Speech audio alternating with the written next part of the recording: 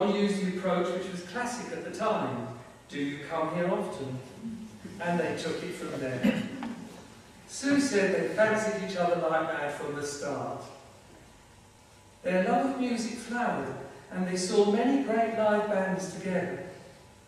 They courted for almost 4 years and were married on the 10th of February 1968 at the Lewisham Register office, so beginning a loving partnership which was to last for almost 42 years. Their first home was a flat in Crampton Street in Walworth, and they remained there for 13 years, during which time John steadily carved out his career with the post office, and they started a family. 2 sons were born to them, Stephen and Paul. And when the boys started school, Sue also went out to work as a barmaid in the college to get school holidays off with the boys. They worked hard and they played hard, enjoying their holidays, which were mostly spent in Cornwall or going farther afield to Spain, Mallorca or Menorca. From Stephen and Paul's youth to teenage years, John would always have his Hillman loaded up with about 8 kids, ferrying them safely home after their evening's activities. Time passed, and the boys left the family home to make their own way in life, eventually presenting John and Sue with 3 grandchildren, Fraser, London and Finn, who brought them a lot of joy. In 1990, Paul had gone to California for 3 months and decided to stay.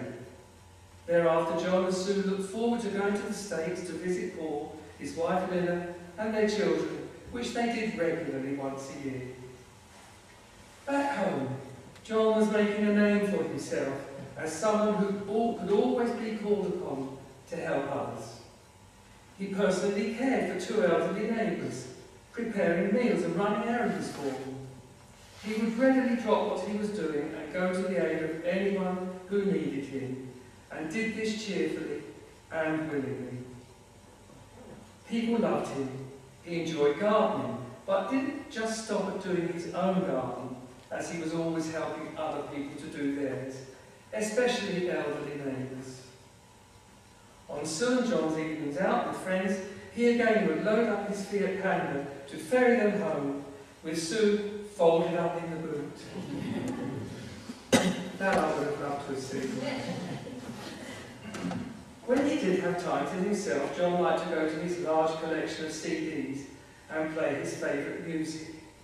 The music of the 60s was special to him, and he loved to listen to rock and the blues. He was a walking encyclopedia of music. John and Sue got great pleasure at the Broadstairs Folk Week for its live music, especially when they went there with their friends John Prentice and Nigel Feast. John also liked to choose something from his wall-to-wall library of books and have a good read. He was particularly fond of reading history books, biographies, and books about the war and politics. He loved to go shopping, often clearing the shelves of bargains. This is now evident in the loft. John relished his food, especially liver and bacon, fish and chips, and a good roast dinner. But someone else had to cook it, as he struggled with boiling an egg and would usually burn everything. His efforts with the barbecue always ended up as charcoal, and he was a chocoholic too.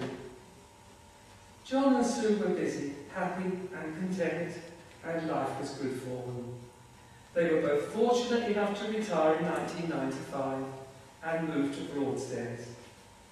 John said he never needed to do the lottery because he had already won it. But life can also be cruel. And it was in November last year, whilst they were on holiday in California with Paul and his family, that John was taken in. Doctors here said he had pneumonia and bronchitis and had given him the all clear to fly to California. On a visit to the US doctor, an X-ray indicated that he may have pulmonary emphysema, and they were told that he should return home quickly. So they had to cut their holiday short and returned home to England just before Christmas. Immediately upon arriving home, an ambulance took John to the QEQM hospital, where to their shock, Tests showed that he had lung, liver, colon, rib, spinal cancer and tumours. The prognosis was not good, and no treatment was possible. Stephen came down and Paul flew over from California to spend some quality time with their dad. On the 7th of January, John entered the Pilgrims Hospice, where sadly he died 6 hours later. Fortunately, Sue and Paul were at his side when he passed away, enabling them to tell John just how much he was loved by every member of his family, and that he had always done his best for them. They wanted to thank him for that.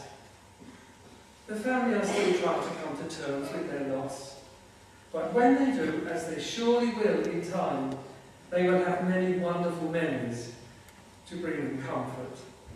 Memories of a kind, selfless man, generous to a fault, who could be stubborn at times, but had a wonderful sense of humour. A loving family man who had a very special relationship with his grandchildren. Sue says they shared the same shadow, and he was her best friend. Paul says that he was his rock, his advisor, and his best friend.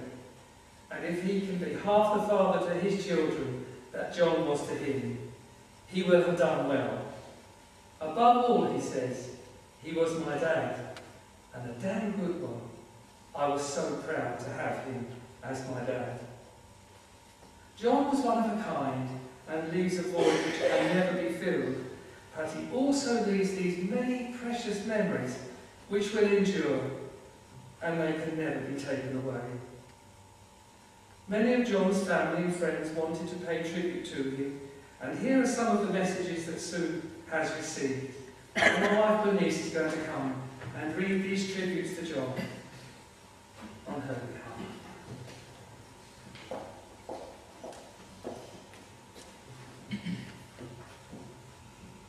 This is from Lila, John's daughter-in-law. When you hear the word in-laws, it's not always a positive term. My father-in-law, John Foster, was the man who changed the meaning of that word to friend.